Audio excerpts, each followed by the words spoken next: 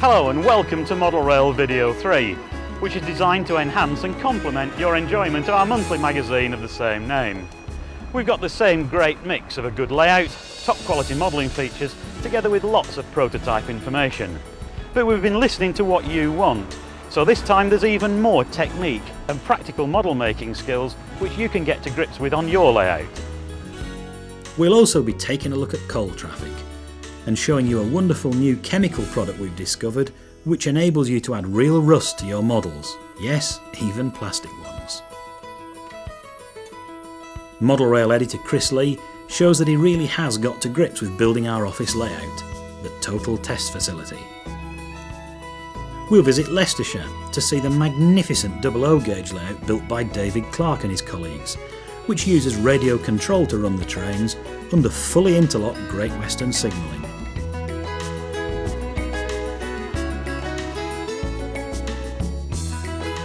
Our inspirations section ties in with Model Rail's masterclass.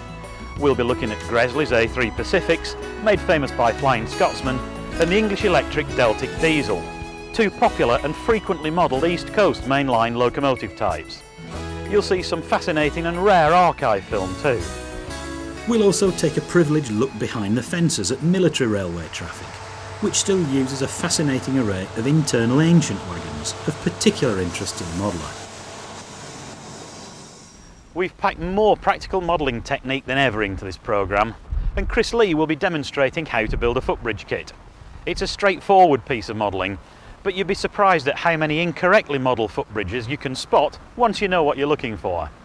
To begin with, let's look at the first of our level crossings, starting here at Oakham. Oakham was the principal town of England's smallest county of Rutland, and today it still boasts its handsome Midland Railway station, which is currently being renovated by Railtrack.